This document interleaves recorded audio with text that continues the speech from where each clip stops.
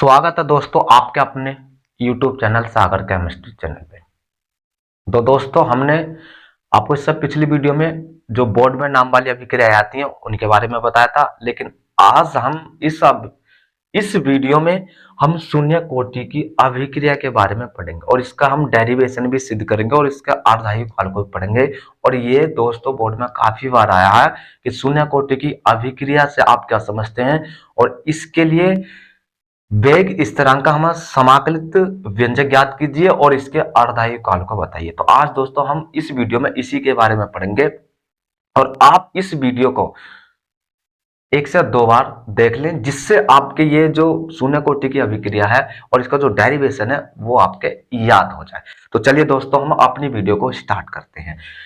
शून्य कोटि की अभिक्रिया वह अभिक्रिया जिसका वेग अभिकारक की सांद्रता पर निर्भर नहीं करता है, शून्य कोटि की अभिक्रिया कहलाती है। वेग का मतलब होता है दोस्तों चलना या जो चाल होती है हमारी, जो हमारी अभिकारक की जो सांद्रता है कि वो मतलब पतली है या गाढ़ी है, उस पर कोई डिपेंड नहीं करता है कि हाँ इसकी जो हमारी अभिकारक की जो सांद्रता या तो पतली होनी चाहिए या गाढ़ी होनी चाहिए, ऐसा कुछ नहीं है इसमें। तो वही है हमारी शून्य कोटि की अभिक्रिया।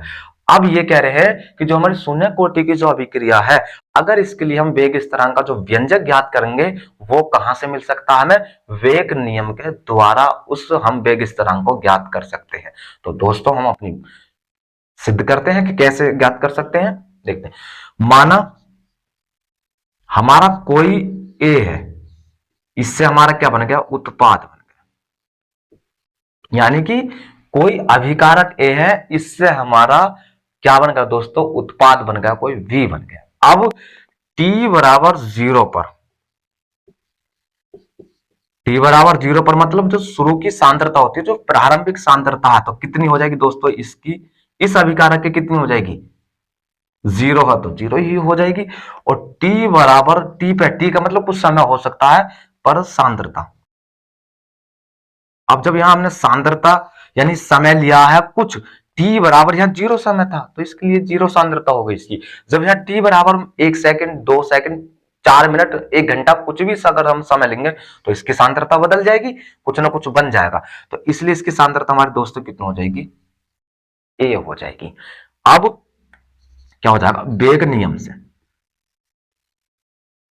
वेग नियम से अब क्या हो जाएगा दोस्तों? हमारा वेग नियम से, और वेग नियम हमारा क्या कहता है कि dx अपॉन dt समानुपाती किसके हो जाएगी? इसके, यानी कि जो हमारी प्रारंभिक सांद्रता थी उसके हमारा क्या हो जाएगी? समानुपाती हो जाएगा। क्या? वेग नियम। अब यहां से dx अपॉन dt इस समानुपाती का हटाओगे तो कांस्टेंट के लग जाएगा और यहां कितना हो जाएगा? a की घात 0। अब हम जानते हैं कि अगर किसी भी संख्या की घात 0 होती है तो उसका मान कितना होता है दोस्तों? 1 होता है। तो इसलिए इसका मान कितना हो जाएगा? 1। तो dx अपॉन कितना? dt और बराबर यहां कितना बचेगा? k। इसे dt को उधर भेज दो तो dx बराबर कितना हो जाएगा? k into dt। और ये हो जाएगी समीकरण हमारी 1। समीकरण 1 का समाकलन करने पर, समीकरण 1 का दोनों पक्षों में, दोनों पक्षों में समाकलन करने पर,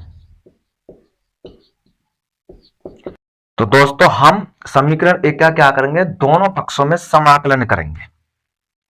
तो समाकलन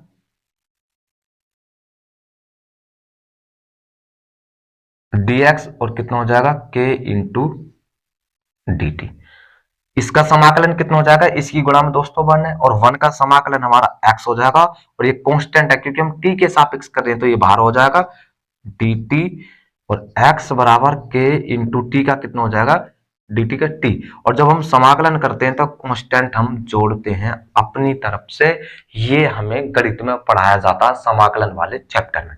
अब यहां से जिस समाकलन को यानी जो हम कांस्टेंट जोड़ते हैं उसे हमें हटाना भी पड़ता है। अब हटेगा कैसे? यदि x बराबर 0 और t बराबर 0, तो तब कितना हो जाएगा, रखो इसमें, तो x का मान 0, k गुणा 0 और प्लस के c, तो c का मान कितना आएगा दोस्तों, 0। समीकरण 2 से, यानी कि c का मान समीकरण 2 में रखेंगे। समीकरण 2 से कितना हो जाएगा, x बराबर k इंटू टी और प्लस c का मान कितना हो जाएगा 0, और x बराबर कितना हो जाएगा k और t। हमें किसका मान निकालना, वेग स्थिरांक यानी k का मान, तो k बराबर x बटे t। तो ये होता है दोस्तों हमारा, ये होता है दोस्तों हमारा शून्य कोटि की अभिक्रिया के लिए वेग स्थिरांक का व्यंजक k बराबर x बटे टी। तो ये हो गया दोस्तों हमारा शून्य कोटि की अभिक्रिया किसे कहते हैं, और इस शून्य कोटि का जो अभिक्रिया का जो डेरिवेशन है, जो वेग स्थिरांक होता है, वो ये रहा दोस्तों। इसे उतार लीजिए आप,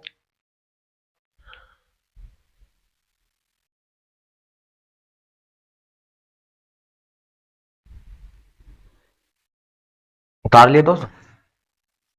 इसका जो ये हमारा वेग स्थिरांक है, शून्य कोटि का जो ये वेग स्थिरांक होता है, इसका बोर्ड में बहुविकल्प में मात्रक भी पूछ लिया जाता, मात्रक के इकाई पूछ ली जाती है। तो इसका जो मात्रक होता हमारा, यानी कि k का मात्रक, k यानी वेग स्थिरांक का मात्रक, k का मात्रक या इकाई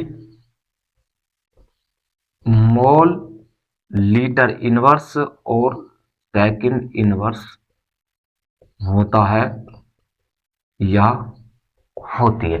जो हमारा शून्य कोटि का जो वेग स्थिरांक होता है, जो के होता है, उसका जो मात्रक है, जो इकाई होती है, वो मोल लीटर इनवर्स और सेकंड इनवर्स होती है या होता है। तो ये हो गया दोस्तों हमारा शून्य कोटि की अभिक्रिया के लिए पूरा डेरिवेशन। अब बचा दोस्तों इसका अर्ध आयु काल। तो इसका अब हम देखते हैं अर्ध आयु काल क्या होता है।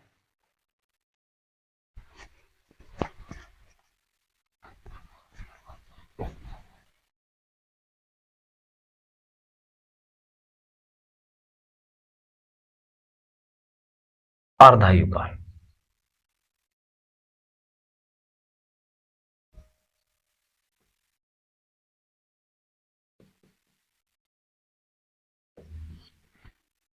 किसी अभिक्रिया के, किसी अभिक्रिया के किसी अभिक्रिया के आधा पूर्ण होने में लगा समय, पूर्ण आधा पूर्ण होने में लगा समय, होने में लगा समय अर्ध आयु काल कहलाता है।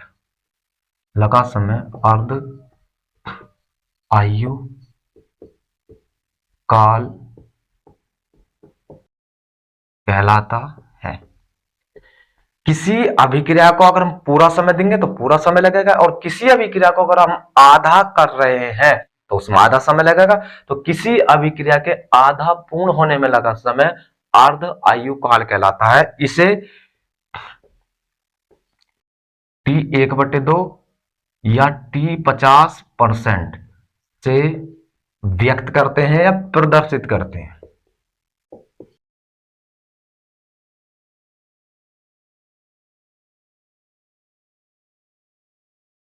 ये होगा दोस्तों हमारा अर्धायु काल। अब हमें इसका व्यंजक निकालना है, यानी इसे हमें सिद्ध करना है कि अर्धायु काल का मान कितना होता है। तो जो दोस्तों अभी हमने शून्य कोटि की अभिक्रिया के लिए वेग स्थिरांक का जो मात्रक पढ़ा था, सॉरी दोस्तों, जो उसका हमने व्यंजक निकाला था, उसी से ही हम क्या निकालेंगे, अर्धायु काल निकालेंगे। तो क्या था, चूंकि शून्य कोटि की अभिक्रिया से, तो हमारे शून्य कोटि की अभिक्रिया क्या थी, k बराबर x बटे टी, यही थी ना। अब जब यहां तो हमारा समय पूरा लग रहा था तो सांद्रता भी पूरी थी, बट यहां से क्या हो जाएगा, यदि समय जब हमारा क्या लग रहा है, आधा लग रहा है, तो हमारी सांद्रता भी कितनी हो जाएगी, आधी हो जाएगी। हमारी सांद्रता भी कितनी हो जाएगी दोस्तों, आधी हो जाएगी। तो अब यहां हम रखेंगे, तो k बराबर एक्स का मान a बटे 2 और कितनी हो जाएगी दोस्तों, समय का मान कितना t1, ये 2 नीचे आ जाएगा तो k बराबर a और बटे कितना 2t1 बटे 2। हमें किसका निकालना, अर्धयुकाल, तो ये इधर चला जाएगा और ये इधर आ जाएगा, तो t1 बटे 2 बराबर और कितना हो जाएगा 2k। ये होता है हमारा शून्य कोटि की अभिक्रिया के लिए अर्धयुकाल t1 बटे 2 नहीं, हाफ बराबर a बटे 2k। ये होता है दोस्तों हमारा अर्धयुकाल। तो दोस्तों आज की वीडियो में बस इतना ही। और अगर हमारी वीडियो अच्छी लगी हो तो लाइक, कमेंट और हमारे चैनल को सब्सक्राइब करें और इस वीडियो को अपने दोस्तों के पास अधिक से अधिक शेयर करें। तो मिलते हैं एक नई वीडियो के साथ। Thank you.